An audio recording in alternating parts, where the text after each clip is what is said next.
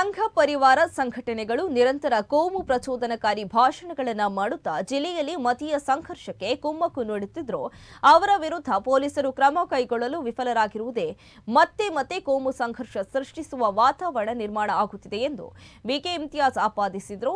ಸಾಮಾಜಿಕ ಹೋರಾಟಗಾರರ ಮೇಲೆ ಕೇಸು ದಾಖಲಿಸುವ ಪೊಲೀಸರಿಗೆ ಸಂಘ ಪರಿವಾರದವರ ಮೇಲೆ ಕೇಸು ದಾಖಲಿಸುವ ಧೈರ್ಯ ಯಾಕಿಲ್ಲ ಎಂದು ಪ್ರಶ್ನಿಸಿದರು. ಅವರು ದಿಗಂತ್ ನಾಪತ್ತೆ ಪ್ರಕರಣಕ್ಕೆ ಮತೀಯ ಬಣ್ಣ ಬಳಿದ ಬಿಜೆಪಿ ಕ್ರಮವನ್ನು ವಿರೋಧಿಸಿ ಉದ್ರೇಕಕಾರಿ ಭಾಷಣ ಬಿಗಿದ ಬಿಜೆಪಿ ಶಾಸಕರುಗಳ ಮೇಲೆ ಕ್ರಮಕ್ಕೆ ಒತ್ತಾಯಿಸಿ ಇಂದು ನಗರದ ಕ್ಲಾಕ್ ಟವರ್ ಬಳಿ ನಡೆದ ಪ್ರತಿಭಟನೆಯನ್ನು ಉದ್ದೇಶಿಸಿ ಮಾತನಾಡಿದರು.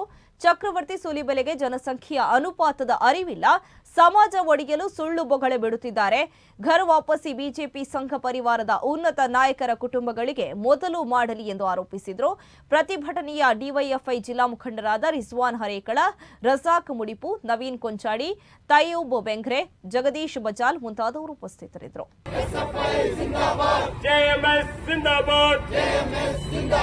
Hello, Mr. Bharat Shetty. Hello, Mr. Bharat Shetty. Hello, Mr. Bharat Shetty. Hello, Mr. Bharat Shetty. Hello, Mr. Harish Punja. Hello, Mr. Harish Punja. Hello, Mr. Harish Punja. Hello, Mr. Harish Punja. ಜಿಲ್ಲೆಯ ಗಣ್ಯ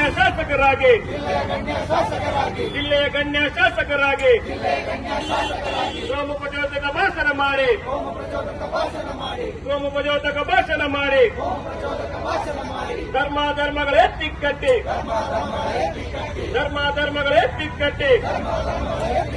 ಹಿಂಸಾಚಾರಕ್ಕೆ ಕರೆಯನ್ನು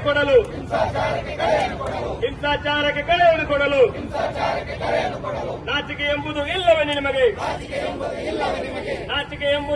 ನಿಮಗೆ ಕಾನೂನಿನ ಅರಿವು ಇಲ್ಲವೇ ನಿಮಗೆ